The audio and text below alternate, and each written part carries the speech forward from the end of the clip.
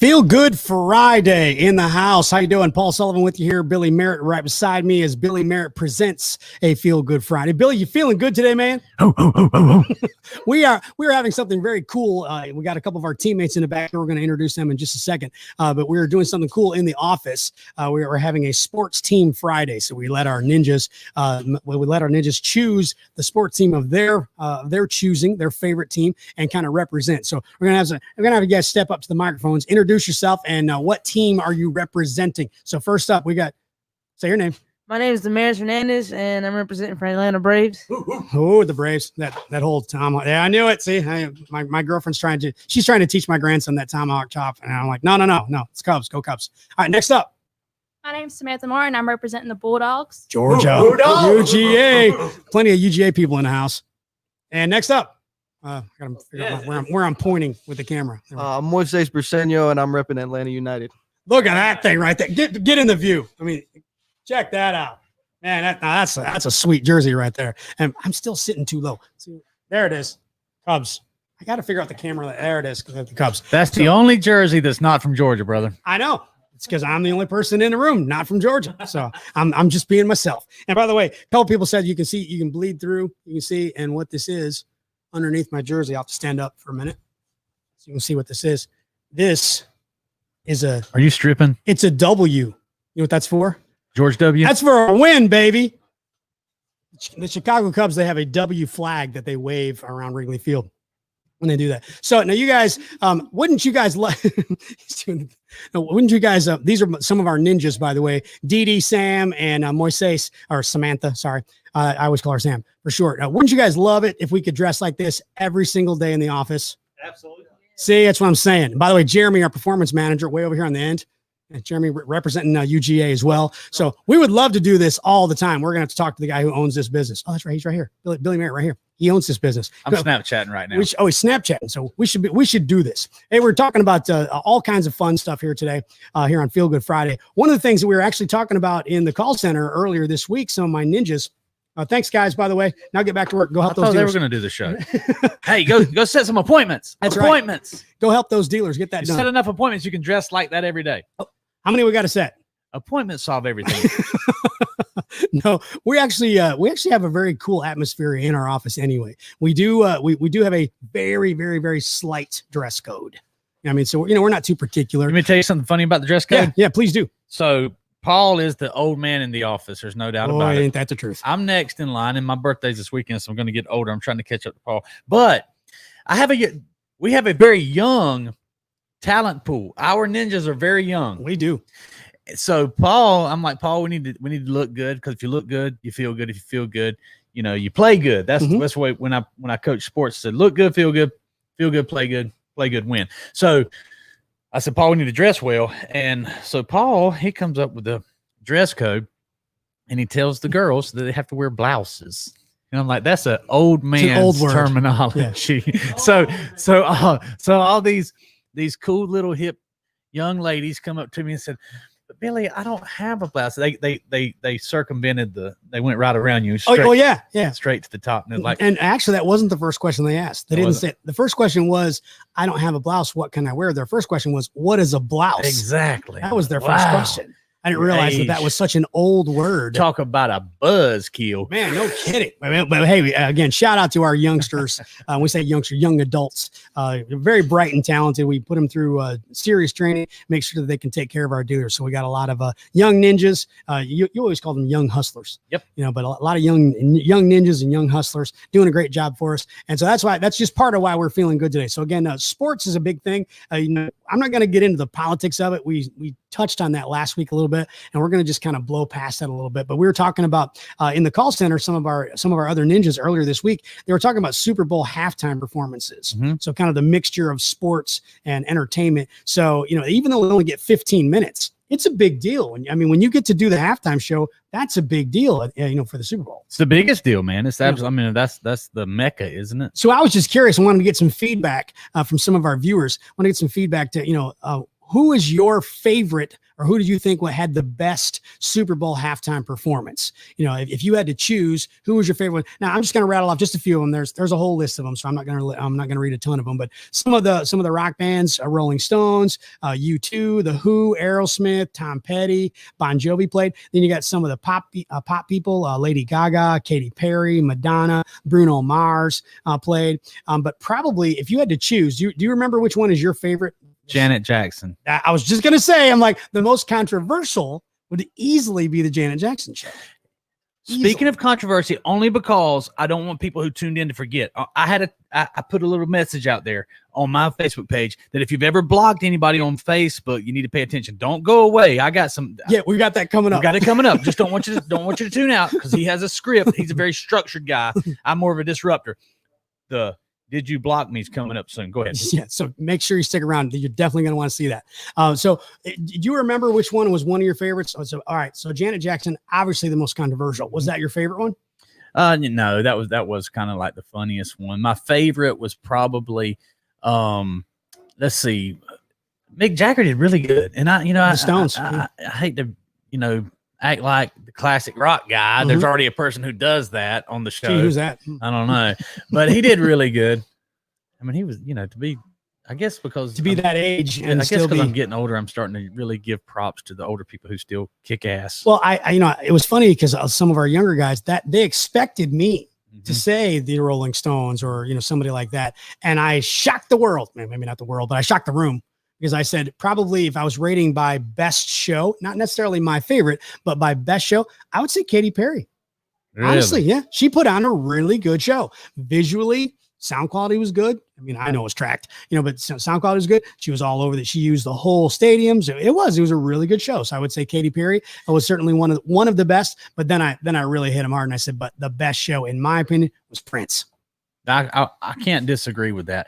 Paul, you have quite the following, man. Look at all the comments this guy's got already. I know you want to stick to the script, but I like to talk about the people who are paying attention. Have at it, man. Come on, Smith. Who we got? All right. We've got starting off every day. That's every my day, mom. every Friday. That's my mom every time. Hi, Mom. We got Michael King T. Thomas. We got Robert Brooker again. It's the one from Toronto, Canada, I believe it was. Yeah. We got Brady Roberts, Clint Bozeman, Jimmy Barnett. Jimmy Barnett said West Side. You done that earlier, and I immediately thought Wu-Tang. We got April in the house. Hey. But there's a lot of sports. Speaking teams. of April, she's a big topic. About the. I'm gonna do a show called "Who Blocked My Wife." It's coming up. You better pay attention. If you've ever blocked April, you better pay attention. It's coming up. We have a lot of different bands that we're talking about. With halftime, we're talking about sports fans. Again, whoever your favorite sports team is, make sure you put it on there. Obviously, mine's the Chicago Cubs. So a lot of our Cub fans from my hometown watch the show. So hey, go Cubs! By the way, still number one in the division. I'm just saying. I know it's a weird season. I know it supposedly doesn't count, but it does. I'm still going to, if we win it all, I'm still going to say they win the World Series, and then I'll have a different patch. There it is. See, this is my 2016 champions patch. So I'd have to get another jersey that I have the new one. And same with my hat. I have the world champions hat. So, all right. So let's get to the "Who Blocked My Wife." Where did you come up with this idea? Hey, it's a real thing, right? So I blocked people on Facebook before, people that are like, please get out of my life. I don't want you in my life. But let me say something. I've been blocked a lot and I totally get it. But there's this weird thing where people, because I'm a disruptor. No. And I kind of enjoy being the guy who puts the sand spur under your horse's blanket. Yeah, that's Billy. So that when you get on the horse, you might get a surprise. I like being that guy. I really enjoy it. And usually I do it for the fun of it, right? But I'm sure there's a lot of people who have blocked me legitimately, and they should have. But you know what? This is crazy. There's people who have blocked me, obviously also blocked my wife, and then they will unblock me, and she still can't find them on Facebook. So y'all tell me, what is it about April that makes you block her but never unblock her? I mean, I thought on the Wednesday show, isn't she like the star of the show? Yeah. April, less likable or more likable than Billy? Oh, April's way more likable. That's what you know, take a poll. April, more likable. What do you say, Smith? Definitely more likable. Okay. Far more agreeable. And this guy's our boss, so I mean, but we're speaking candid. So what is it with these people? Let me say this right now. If you've blocked my wife and you haven't blocked me, or if you blocked both of us and you unblock me, you better unblock my wife, man. Yeah, something's up with that. Because look, if you block me and unblock me, that means that you must consider me somewhat useful, maybe valuable. I'm not going to be valuable to you if my wife is still blocked. That's right. One day you may need me. Although maybe one day you may need me, and I'm going to check my wife's account. And if you have her blocked, I'm going to pick at April just a little bit. Maybe if they've ever seen April get into a stressful situation, I'll say that. If they've ever seen her get into a stressful situation with a local policeman making a mountain out of a molehill. Something like that. Boy, you're about to understand why they. That was hilarious to me that day. I'd never actually seen that side of April. That's why it's funny when you said people block April. That just cracks me up. She's always been such a super nice person. But I never saw anything like that day. That was so funny. She was so heated. Tell the story. Tell the story. She was so heated up. And we're in our temporary office in Broxton.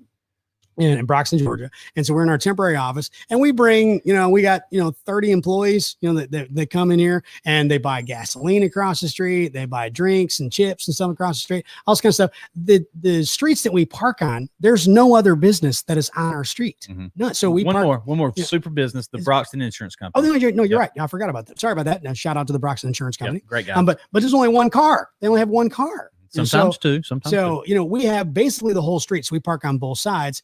And I don't know what it was, but the local Broxton policeman decided that he thought that April was parked funny or parked wrong or whatever. Did he say that she was on the sidewalk? It was my truck. It was my truck. Okay. Yes. Yeah. So you were the one that parked wrong. But here's the details though. Here's the details. Okay.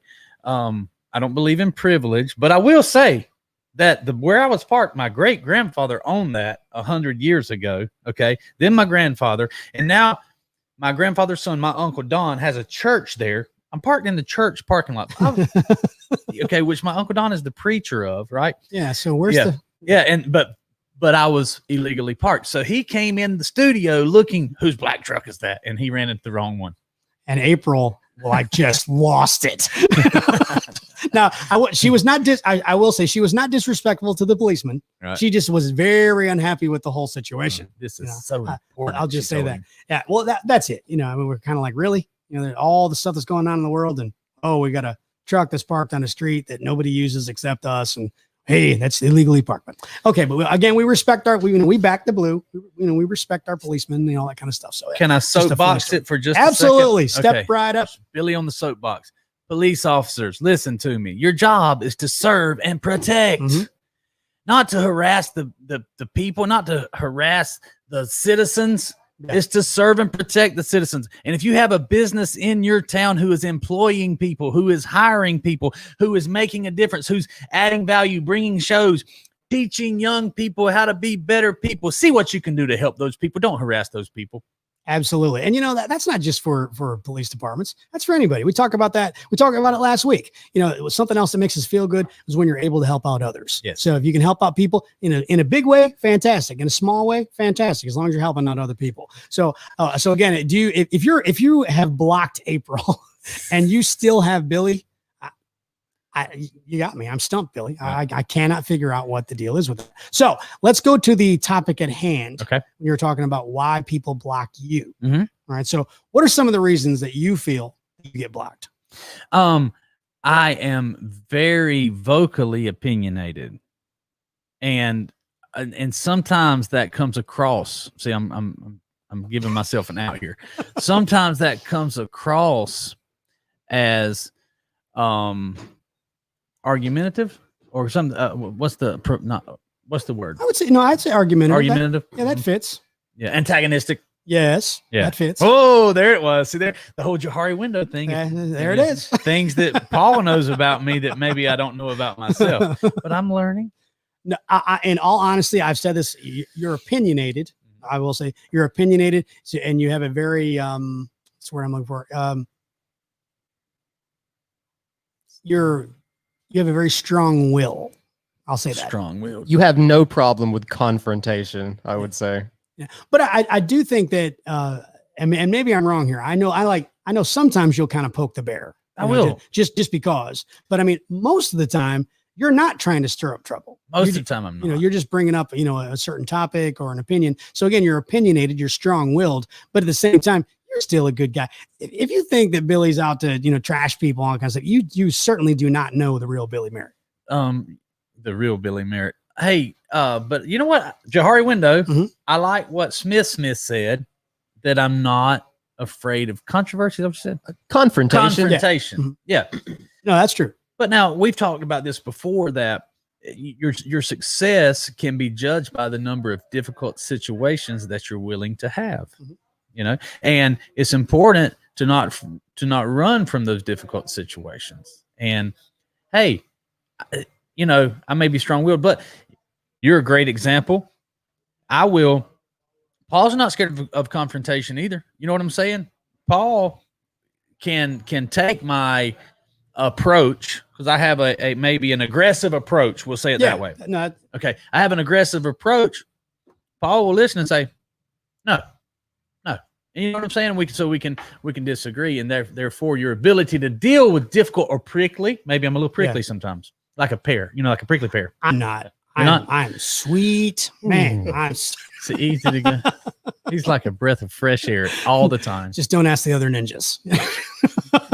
I'm the easiest going guy in the office. I'm telling you. No, go ahead. So if I can be prickly and you can forgive me and unblock me, man, what in the world did April do to you? There's got to be some backstories, some history there somewhere, and I'm missing out on. I asked it earlier. If you think that April is more likable than me, then let us know in the comments. So let us know what you think. By the way, Smith, if you'll scroll down just a little bit to Wes. What's Wes say? Yeah, Wes Bunyard. He's one of our employees here at Billy Merritt Marketing. Big Wes, in a positive way to say it. Billy is passionate about what he believes and doesn't mind voicing that passion. Very well put, Wes. And Wes is another one who's willing and able to deal with my prickliness and get, everything's a trade-off. Yeah. You know what I'm saying?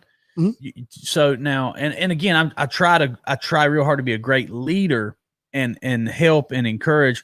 But when I miss the mark, sometimes, that's unfortunate. But Wes is one of those people who can deal with it when I miss the mark and still show up and get all the benefit that comes along with being one of Billy Merritt's #1 producers, top sales managers, most effective closers in the country. I tell you what, he does a great job for us too. Jimmy Barnett, by the way, said prickly, ha. I think that's a way of calling me a prick. The way he just put I was just going to say that. I was like, I'm wondering if some people would just take off the LY and be like, that word fits, Billy. There it is. I'm not sure. I didn't call him that. I said, I'm wondering. Let's see. Robert Brooker, as long as there is, what is it? As long as there's cruise and AC, I'm good. he just rolls with it, apparently. Yes. Let's see. Jimmy Barnett, he's the one who said prickly, ha. Dude, you've helped me so much with all of your prickliness, ha. So obviously, Jimmy, and you helped him out. So absolutely, that's a good deal. Ray Mucci, by the way, he's one of our teammates, if you will, here at Billy Merritt Marketing. Really good guy. Works with a lot of dealers. Basically he's in the Midwest most of the time. A lot in the Midwest. Yeah, yep. So that's why I like Ray. I knew it. He's a Midwest boy. And Smith, scroll up a little bit or scroll down, whichever way you want to call it. Let me see some of those older ones that we may have missed. Sir. So, Melissa, who's one of our employees, she's, laughing my AO. Ayo. There it is. And let's see, we got several messages anyway, but I want to talk about now some of the things that make us feel good. I always talk about family. Family makes me feel good. When I go home and visit in Chicago, it always makes me feel good. And I got a chance over the weekend. I took an extended weekend, so I went to North Carolina and I saw one of my saw my grandkids and spent some time with them. And dude, I know that you as a parent, now you got three 3 boys and a Yes, girl, right? correct. Yeah, three boys and a girl. So as a parent, or in my case, as a grandparent now, you can influence your younger adults, your children, if you will, with experiences. And so since we had a sports team Friday here in the office, I wanted to bring that up, how sports really makes an impact on young adults and on children, things like that. We've talked about before about the participation trophies, the participation ribbons. Neither you or I, neither one are big fans of those. I think that you get satisfaction by playing the sport. You shouldn't get rewarded with a trophy just because you play. But I wanted to ask you, what's a situation that you've used over the years where you feel that not only did it improve your child's life, but it improved yours, like, in a sporting type form? So, I mean, plain and simple, man. I mean, probably the best job that I did with sports and improving my life and one of my children's. And I have to just be honest. I did a better job with one than I have done with the other 3 so far when it comes to sports. And Case Merritt, I've had him the longest. And at 7 years old, we started wrestling and jiu-jitsu and stuff like that. And I was just able to give him, and Jimmy Barnett can speak to this as well. He's helped train cases as well. Wrestling and jiu-jitsu made he and me better, made him and me better, better people, better to handle difficult situations. As a matter of fact, one of the values of jiu-jitsu is learning to become comfortable in uncomfortable situations. And that's probably a part of the being able to deal with, what's the word you said again? Just confrontation. Confrontation, being able to deal with confrontation and be comfortable about it, and being able to, and that is, Case is in his own world. If he's watching, he'll tell you, and all the other ones will tell you, Case, he may not know where he's at right this minute, but he's very level-headed when it comes to handling difficult situations. And I think that's because of the thousands of hours we spent training together. Well, I think that discipline, obviously, with jiu-jitsu, and there's obviously a discipline factor. But I think that any sport you play, there's sacrifice and there's discipline. And then you also learn, unless you're playing like singles tennis or something like that, you learn that to play as a teammate. Well, you know what? To embrace the confrontation, I disagree, because there is such things as team points and team strategy and competitive teams when it comes to wrestling and jiu-jitsu and tennis. But honestly, it teaches. That's why I guess I won't say prefer, because I love baseball and football and things like that. But it's between you and your opponent when you're wrestling. When you're playing tennis, yes, and when you're in jiu-jitsu, there's no blaming anybody but yourself. So it's the ultimate judge, I guess, of. It's up to you, buddy. Yeah, you're absolutely right about that, Bill. You, in those situations, you get all the credit or you get all the blame. I mean, you can't say, oh, so-and-so didn't, do what they were supposed to be doing. It's all you on those types of sports, and I love both versions. You play a single sport. I'm just going to call it that. When you play a single sport, you're right. You have to take on all the pressure, all the responsibility. You got to sacrifice everything yourself. And then when you play a team sport, it's a different, I guess, skill set. Maybe is what you would call it. You learn a different skill set. I mean, think about back when you were a kid. I mean, and as you mature, you're able to handle it a little bit more. But like, you remember, did you play Little League Baseball? Of course. Okay. So when you played Little League Baseball, remember your first year or your first couple years playing, there were some really bad players. Yeah. I mean, when you're 7 or 8 years old and you're playing baseball, I mean, there's a lot of kids that are not developed, the same. So you'll get some kids who they can't even hit the ball. Some can't throw, some can't catch, all that kind of thing. And when you're 7 or 8, you have no filter most of the time, so you're kind of rough and rude, and, but you tend to learn those social skills. Absolutely. So I think that's a big thing with team sports. You learn those social skills as well. You learn, what was the ABC's wide world of sports, the thrill of victory and the agony of defeat. It's so true though. And so many of those sports analogies actually, can kind of translate into real life. You win in life, you lose at life, things happen that maybe you weren't planning on, sometimes good, and sometimes bad. Like April being blocked. Mhm. Why does that happen? We don't know yet. I don't know. We're still wanting to know. If you blocked April, we really would like to know. If you'll comment on there, I would love to read one of those. I want to know why. What did April do? Unless you're like a Broxton police officer. But other than that, I cannot figure out any way. She's going to kill me after this. But in all seriousness, with sports, again, your sports, if you're on a team sport, you do kind of become an extended family. Yes, you know, absolutely. When you're in a team sport. The camaraderie, and probably, and for everybody that's has a different sport, and I've already said, my favorite's wrestling and jiu-jitsu, but probably the best example of camaraderie and team togetherness is football. You go to war with those guys every single day at practice, and then on Friday night, which is Friday night football, here in South Georgia, and we get to play football, and that's awesome. But Friday night football, not high school football, probably teaches you the most about relying on other people and being that team, that camaraderie and being together as one. But I do want to say this before I forget about it.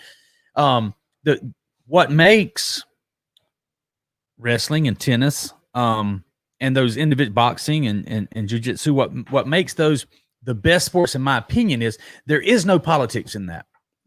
You know what I'm saying? You can hide behind 8 other players in right field or second base. Yeah, no, I get you. Or even first base, batting 8th, and still be considered. You can make the all-stars without being an all-star. Correct. But there's no hiding from the guy who's better than you on the wrestling mat or the tennis side. I prefer individual sports for that reason, but there's so many things that you can learn from the team thing. And it's the coach's responsibility, and ultimately the parents' soapbox. It's the parents' responsibility to take politics out of team sports. Absolutely. There's so many the younger kids, their coaches put up with so much grief from parents. How come my son's not playing? That other kid sucks. You need to take him out, put my son in. There's so much of that. And yet, those parents don't want to be the coach. No, exactly. They just want to tell the coach what to do. That's right. And so many kids who don't deserve to start because of who their parents are. Now, here comes a whole nother can of worms we just opened up, but that's the truth, man. No, you're absolutely right. I don't think I've ever been on a team where the coach's son or daughter didn't start. Yep. I mean, whether they were really a starter material or not is beside the fact. They coach. If your dad or mom is the coach, you're going to play. That's why you coach. so that's it. If you want your son or daughter to play, make sure you're the coach, because then you can make that call. Hey, we also wanted to talk about, I always like to bring up food too. I just like mention it when you go to those sporting events. And this is a big dilemma in my neck of the woods. In the South, maybe not so much. We talked last week about, or was it 2 weeks ago? We're talking about tailgate food and things like that. We're talking about burgers and hot dogs and brats, and I said bratwurst. And so we call them brats up north. And that's really big up there. But here's the thing. When you have just a hot dog, all right, because there's a Chicago style hot dog. And if you've ever had one, they're fantastic. But that's not for everybody, guys, but they're one of my favorites. But so when you get a hot dog, Billy, and you have unlimited condiments, you can choose from whatever. So you go to wherever, and there's just, as many condiments as you can think of. What do you put on your hot dog? Mustard, ketchup. Dude, you do not put ketchup on a hot dog. Yeah, man. Mustard, ketchup. Unless... What is that pickled thing? Relish? Nope. Eat it on. A lot of people eat it on sausage, on brats. Peppers. I mean, you can put pepper on there. It's like shredded.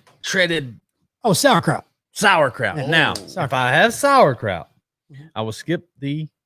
Yeah, you said unlimited. So I'm gonna put. If I have unlimited, I'm gonna take my Oscar Mayer wiener and I'm gonna put mustard and sauerkraut on it. So that's your go-to on a toasted bun, baby. That's the ultimate. A toasted one, really? Yeah. You got to go with the steamed. The steamed bun is way better. That reminds me of like a hot dog eating contest. The Chicago style hot dog. Look it up. I mean, I'm telling you. Have you ever had a Chicago style hot dog? Not that I'm aware of. I'm not kidding. We're going to do that on the show. We're going to do that while he's riding a horse. Maybe. Well, I know I can get Billy to eat a hot dog. That's for sure. I don't know if he can get me to ride a horse, but the Chicago style hot dog, there's a chain, and I think they have them in Jacksonville now in Florida, called Portillo's, who I absolutely love. And it's a chain up north. There's a whole bunch of them in Illinois, but you can get the mail order thing. Like they send you all the ingredients. You can do it yourself. So when we get to the new office, I'm going to order that. And we're going to get Chicago style hot dogs for the staff. So, I've heard of the way you, what do you call it? The way you snobbed up on me right then about the ketchup. Is that like a Chicago thing that where that's taboo? You don't put ketchup. That's correct. Yeah. I've heard of that before. That's correct. I mean, give me some feedback on that. Just, comment no ketchup. No. If you believe that ketchup does not belong on a hot dog. Melissa, comment no ketchup. What do you put in your hot dogs? All right, just comment with what you put on your hot dogs. I'm telling you, you do. Law mustard and ketchup. Art Todd knows, and he's a cowboy. Sarah Stalker, right there. Chicago dogs are delightful. Would you put ketchup on your delightful hot dog? No, not a chance. You do not do that. By the way, Sarah Stalker's going to be on the show coming up. Sweet. Yep. Awesome. When is she going to be on? Sarah, when are you coming on again? I think it's like next Monday, if I'm not mistaken. Oh, Jimmy Barnett's putting ketchup, mayo, and mustard. Ketchup, mayo, and mustard. Oh, no. Are you going to threaten? Are you going to snob up on a black belt, jiu-jitsu black belt like that? I'm going to go. You put whatever you want on your hot dog. You don't even have to eat a hot dog if you don't want to. Look at Brooklyn. What's the first thing Brooklyn said right there? The first word of that. Brooklyn, ketchup and mustard. What's the first word Jimmy Barnett said? Oh, wait. No, Brooklyn actually, she added something too. And this is very true. Ketchup and mustard, unless you're eating a chili dog. Are you a chili dog guy? Oh, absolutely. All right. Well, I'm sorry. I'm just trying to, once I have my point, like, Brady. What's the second word Cindy and TJ said? You can't see it. Where's it at? I'll just give you a hint. It starts with a K. Ketchup. Man. What about Melissa? What's the first word Melissa Brooks said? Where are my Chicago people at? What's Man, the first come word on now. What's the first word that Jamie Lopez said? Ketchup. Brady Roberts. Ketchup. I'm telling you, when I get them a Chicago style hot dog, I'm going to change their mind. We're going to change. Okay, Clint Bozeman. He's the first guy. That's okay. So it's like 9-1. Thank you, Clint. Clint's my Look boy. at Ray Mucci. You're a Midwest guy. Oh, Ray, come on, man. You can't put. Oh no. He's I misread. Yeah, that's what I'm talking about. Yeah, Ray's my boy. See, Yep. as I told you, ketchup on hot dogs. That is not allowed. Yep. See, very smart. Sorry, buyback Billy. That's what he writes. Okay. Sorry, buyback Billy. Kraut dogs all day though. Yes. So, and he did like the toasted bun. Yes. So I'm not against the toasted bun. I just prefer the steamed. So, You know what's good with hot dogs? What's that? Ice cold beer. Absolutely. And by the way, we have our weekly beer recommendation coming up a little bit later on in the show. And when I was in North Carolina, because I'm gonna talk about one of those that I bought when I was at one of the stores in North Carolina. There's a lot of breweries in North Carolina. I didn't realize there In was that. South Carolina. Yeah, there was a lot of them. So I actually bought like little sampler packs, and so I can try some of them and share the ones that I would recommend, because I had one. I'm not gonna bash. I'm not. I had one. It was not good. So I'm not going to recommend that one. I'm not going to say the name though, because it's, different strokes for different folks, like ketchup on a hot dog. That's just wrong. Me and Ray, we're going out for Chicago style hot dogs. That's what I'm talking about. We got the Classic Rock Revisit, by the way. That's an album that I'm going to recommend coming up here in just a little bit too. And so when we're talking about hot dogs, all right, so then you think about what's the American, when you're talking about things that are American, people say hot dogs, Apple pie. and mom, right? Yep. Mom, hot dogs, and apple pie. So I got my mom on the show. By the way, where's your mom? I think she's doing that trail ride down. Melissa Brooke, you're on here. Melissa Brooke, where is Aunt Donnie? Is what she calls her. Where's Aunt Donnie? Is she trail riding? Because I tell you what she does every year. It's called the Badass Woman's Pilgrimage or something. See, I should Badass Woman's Pilgrimage. Badass Woman's Trail Ride or something. She goes down to Florida and goes like on a 50-mile. You're not going to find it. It's now you can search it on Smith is searching. I can see it right.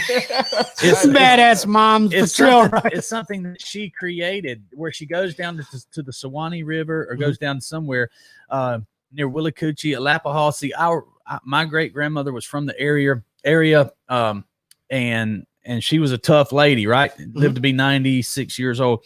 I don't think she rode horses much, but my mother goes down there to her hometown and rides her horse, like from Georgia to Florida, and it's like a 50-mile trek that they ride. I mean, it's a pretty big deal. That's cool. And for my mother to do that, she's in her 60s, you know, and she does it every year, and they add a new, you know, she goes down there to Sewanee where they camp a lot, and they take their horses and things like that. My question is, when Cowboy Campground is in operation, if she's going to leave her home base, which is right there at Cowboy Campground, and go down to Sewanee, or she's going to take part in the Cowboy Campground. I think she's going to change it. She's going to go to the Cowboy Campground. I think so. I think she is. Yeah. By the way, any updates on Cowboy Campground? How's things going? It's going well. You know, one thing that I found out with dealing with Sarah Stalker and campgrounds, be careful now,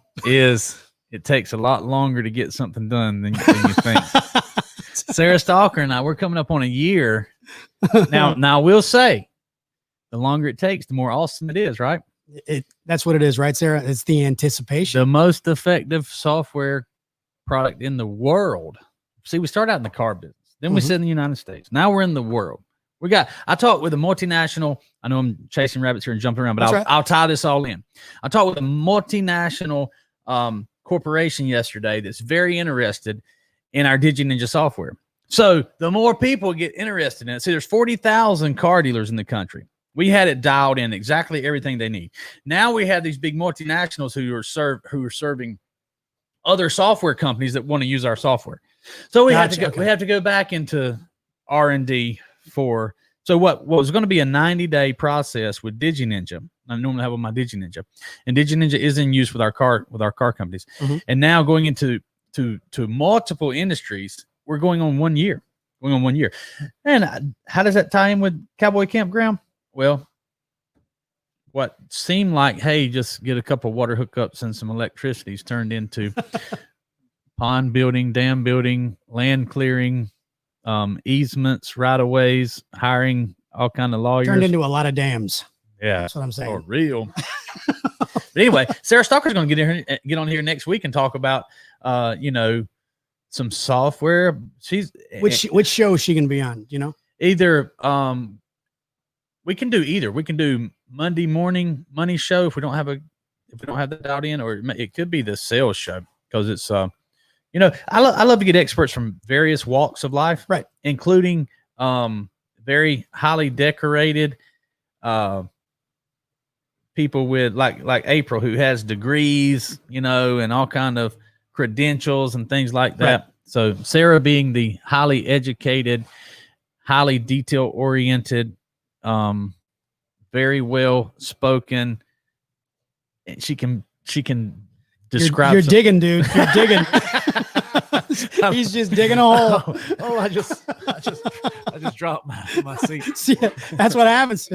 That's a Sarah superpower, by the way. She can make your chair just, she can do a lot of things. Sarah's wanting to start her own campground as well. She wants to do glamping out in Colorado.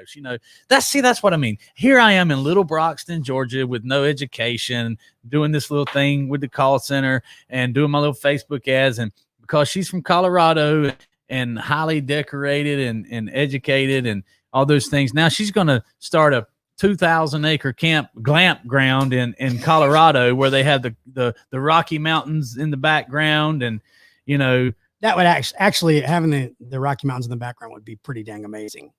I mean, it really would. That would be pretty amazing. Have you ever gone glamping? By the way, that's a whole nother topic. I've not gone glamping. I have to admit, I am not a camper. I am not a camping guy at all. Yeah, really don't. I don't like the bugs. It's too hot. I don't like laying on the ground. You know who hates camping, even in a camper? Who? April. Maybe that's why she got blocked. Because she's like a camping snob. Yeah, that's it. No, she's a hotel snob. You're like, you stay in your little camper if you want to. I'm gonna be at the Ritz-Carlton. She's gonna be at the hotel. That's right. I'm just kidding. No, glamping. I went a couple years ago to Stone Mountain, and they have a yurt. You know what that is? I do not. I didn't know what it was either. I've heard of that. But it's look that up. It's a yurt. And I think it's spelled like heart, but with a Y. I believe that's how it's spelled. But it's a yurt, and I think that's what it is. Maybe it's not spelled like that, but anyway, it's basically it's a step up above, like, so you're not in a tent, like there was air conditioning. Mhm. Okay, so That's it's like glamping, buddy. Yeah, You're a it's, glamper. no. You and Sarah Stalker, there's a yeah. Okay, yeah. So You guys, Sarah's gonna have so many yurts all over Colorado, and then Paul's gonna be on a plane headed to Colorado to glamp in a yurt. So I mean, it was not like, it wasn't like that one. The yurt I was in, it was like, that's a tent. I mean, I'm sorry, but So it was even nicer than that one. Yeah, it's like a little building. That one right there. There you go. Oh Okay. my God. So You got to put a picture of that. It In had the an comments. actual door, Yeah, I'll get that. not like, the zip. I mean, it had an actual door. We had air conditioning, all that kind of stuff. I still hated it. So you're a beer snob, and you are a hotel snob as well. No, I'm not a hotel snob. You won't even stay in a yurt that has air conditioning and a solid working door. I said I hated it. I didn't say I wouldn't. I said I hated it. I didn't think like that's it. the definition of snob. No, it's not. I'll stay in a yurt again. Just give me plenty of the beer I want. And hot dogs with no ketchup. Thank you very much. So here's the deal. I'm going to take him camping at Cowboy Campground, make him ride a horse. I'm going to put natural light in the saddlebags on the horse. The tent is going to be, a tent that you have to put up on your own with lukewarm, or just like a 6-pack of natural light and just like half a bag of ice. Yeah. Yep. And you call that fun? I call that punishment, my friend. That is punishment. And Smith's over here laughing at me. Mhm. Dude, you would hate it too. Riding a horse. Yeah, he would. No. See, he surprised me. You weren't paying attention last week. The guy likes to shoot guns. He likes to ride side by sides. And I'm sure when he's done doing all that, he wants to crawl up in a tent on the ground and well, relax. I was just going to say, when you said he likes to shoot and ride the side by side, I'm like, where does warm beer and riding a pony, where does that come in? Man, I got a donkey. I mean, like a mule that I want to put Smith on. Cowboy Campground's going to have an arena like and Art Todd's going to bring his bucking chutes and everything. So I mean, like, if you sign the waiver, buddy, you can be a real cowboy. No kidding. Yeah. I mean, in all honesty, I think it's a very cool idea. I mean, I really Sarah do. doesn't have an arena. Yeah. Give her time. I know she'll have a dang. You know what? She's going to host the National Rodeo Association Championship out there. That's probably it. Next year. Probably. By the way, Because I mentioned a mule, now she's going to have a. Melissa put in, no, she isn't trail riding. Want to get the little update on your mom. Catch her there next weekend. So next weekend is when she'll be doing that trail ride, and you can check her out. So very cool deal. Ray Mucci, by the way, he just put. Stalker Texas Ranger. I get it now with Sarah Stalker. Yeah. By the way, that's Sarah's real name. Yep. So let me tell you a funny story. Mhm. Feel Good Friday. So Sarah, she's been working with me for a little over 2 years now, right? So we worked together in the past when I was at a dealership and we met. And she's very opinionated. I'm very opinionated, but we learned to work together because we respect each other's expertise. Now, when she started working for me, we had not yet I'm not even sure how we pay her now, but she's in Colorado. It's probably direct deposit of some sort. Mhm. Or they would take a picture of the check. But we didn't have that technology set up 2 years ago. So in order to pay her timely, I had to go to the bank and wire her the money. Now, when you walk into a local bank in South Georgia, say, hey, I want to wire some money to a lady named Sarah Stalker in Denver, Colorado. You got some looks, didn't you? They look at you. I said, I promise that's her real name. And I promise my wife knows about her. That's hilarious. Sarah Stalker from Colorado. And I'm wiring her money. a couple $1,000. That's too funny. I could just see the local bank teller, just looking at you funny. If I walked into your bank and I said, I want to wire Sarah Stalker $2,500, what would you think I was doing? Next. Yeah, exactly. Yeah. Next topic. That's how April's going to block you. I know. With things like that. You know what? No. But then to prove that she was a real person, later, April had to go into the bank and said, hey, we need to wire Sarah Stalker this money. So then that threw a whole nother wrinkle in it. Yeah. Then the tellers even talked even more. Yeah. Like, oh, There's three. And so yeah, so that got the whole story cranking. Feel Good Friday with That's Paul right. Sullivan.